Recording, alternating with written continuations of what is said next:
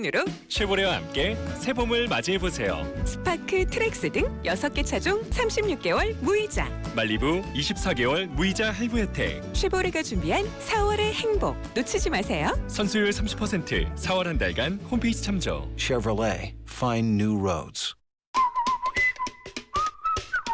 뉴스 검색 많이 하시죠? 그거 아세요? 고현준의 뉴스 브리핑은 쏟아지는 뉴스들을 한 번에 정리해드려요. 자, 어떤 뉴스 원하세요? 정치? 경제? 여긴 어때요? 고현준의 뉴스 브리핑.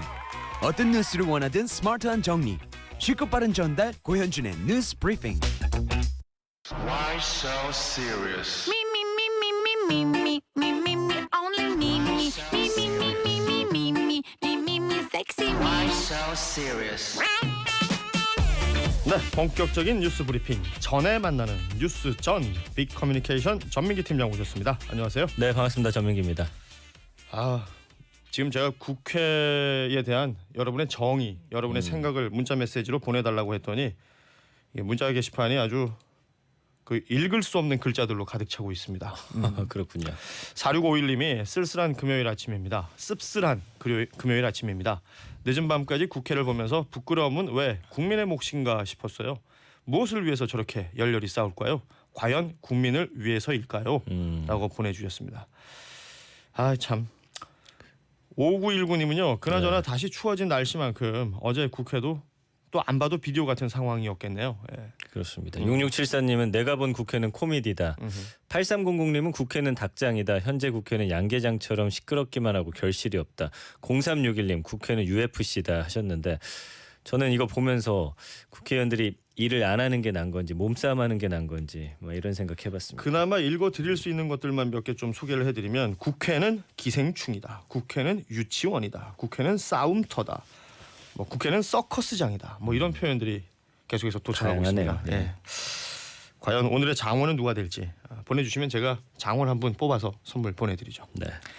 자, 신문 헤드라인부터 볼까요? 네, 오늘은 역시나 패스트트랙 관련 헤드라인이 가장 많습니다. 거기에 북러 정상회담 소식이 있고요. 그리고 1분기 경제 성장률 관련한 소식까지 전하겠습니다.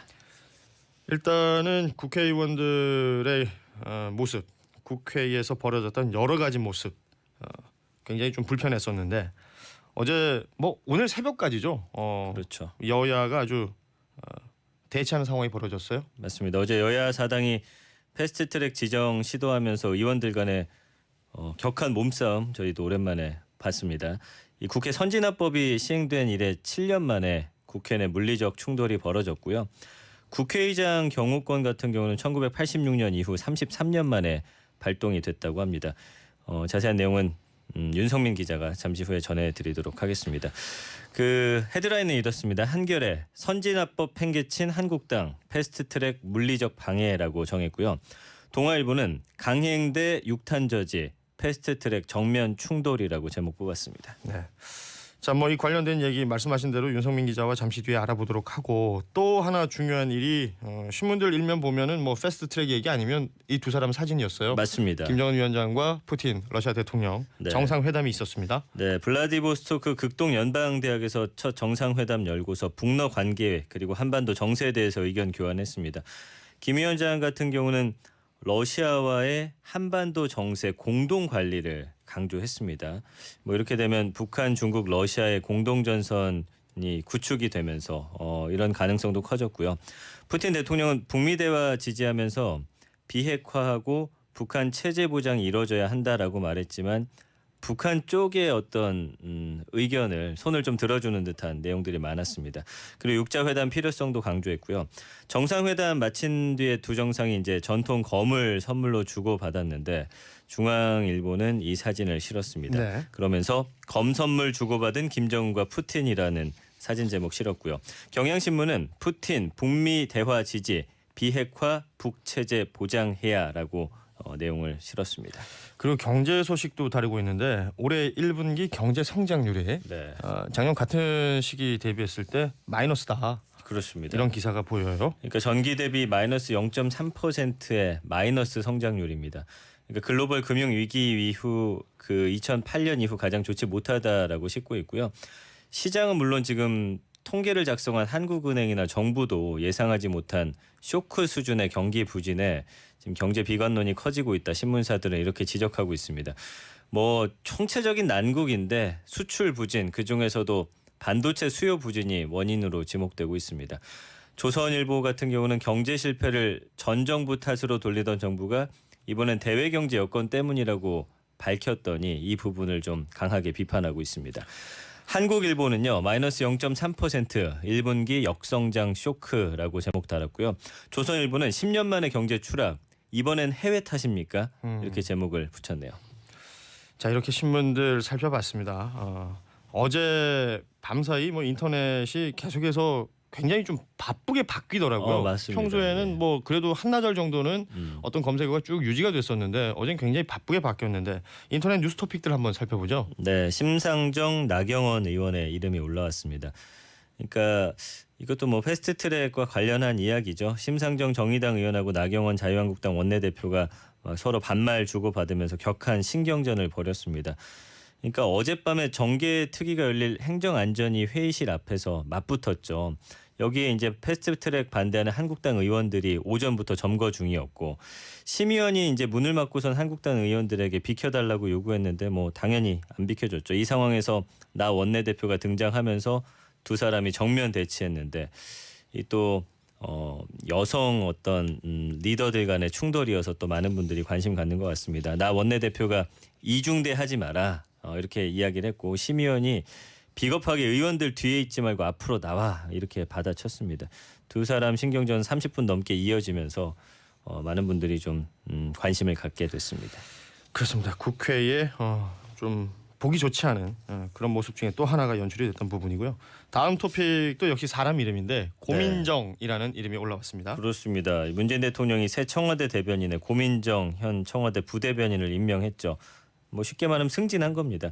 그 고 신임 대변인은 현재 청와대 첫 여성 대변인이고요. 그러니까 아나운서 출신으로는 두 번째입니다. 여성 아나운서 출신으로는. 그 청와대는 고민정 대변인이 문재인 정부 국정 철학을 가장 잘 이해하는 참모 중 한 사람이다. 그러면서 정무적인 감각도 갖췄다. 이렇게 높게 평가했습니다. 고민정 대변인이 첫 브리핑을 했는데 상선약수, 그러니까 가장 선한 것은 물과 같다. 이 말을 좋아한다라고 하면서 논쟁보다는 이해시키고 설득시킬 수 있는 대변인이 되겠다 소감 밝혔고요. 문 대통령도 이렇게 이야기를 했다고 합니다. 자신 있고 당당하게 하라. 뭐 이런 소감까지 밝혔습니다. 자 다음 토픽은 어떤 겁니까?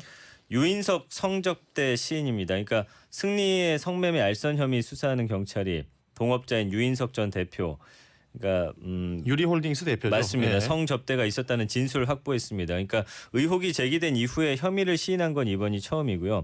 2015년 12월에 일본인 사업가 일행 위해서 성매매 여성들을 부르고 그 대금을 이제 알선체 계좌로 보낸 혐의를 인정했습니다. 당시 사업가 일행이 묵은 호텔 숙박비 한 3천만 원 정도 되는데 승리가 YG 법인카드로 결제한 것으로 확인됐고요.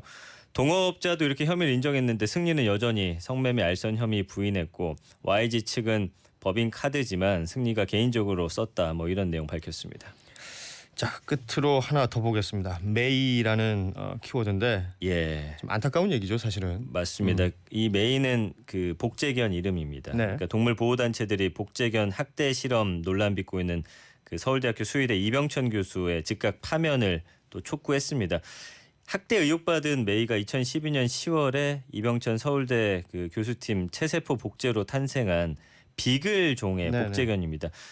지난번에도 한번 소개해드렸지만 2013년부터 인천공항센터에서 검역 탐지견으로 5년간 일했고요. 지난해 3월에 이제 서울대 수의대 동물 실험용으로 이관이 됐습니다. 근데 지난 2월에 원인 모를 급격한 체중 저하 뭐 이런 것들로 숨을 거둔 것으로 알려졌고 지금 인터넷에서는 영상이 지금 나돌고 있거든요. 뭐 영상, 사진 이런 게 공개가 되면서 많은 사람들이 안타까워했고 또 맞습니다. 공분했어요. 그러니까 메이가 숨지기 전에 굉장하게 마른 그 앙상한 몸하고 또 코피를 뿜는 영상이 공개가 돼서 동물 학대 논란이 그러니까 생식기 부분도 굉장히 비정상적으로 이렇게 막 부풀어 있는 모습이었고요. 이걸 실험하려다 보니까 정액 같은 거 채취를 좀 과하게 하고 좀 학대를 받은 게 아니냐 이런 의혹들이 나오고 있는 상황입니다. 예. 이게 동물 뭐 말 못하는 짐승이다 뭐 이런 얘기를 하지만 그럼에도 그들에겐 생명이 있고 네. 이런 부분들에 대해서 많은 분들이 안타까워하고 또 그러다 보니까 해당 교수에 대한 파면까지 얘기하게 되는 거고요. 그리고 어떻게 보면 본인이 탄생시켰잖아요. 그러니까요. 예, 그게 참 아이러니하더라고요. 예. 자, 오늘 여기까지 하죠. 지금까지 비커뮤니케이션 전민기 팀장이었습니다. 감사합니다.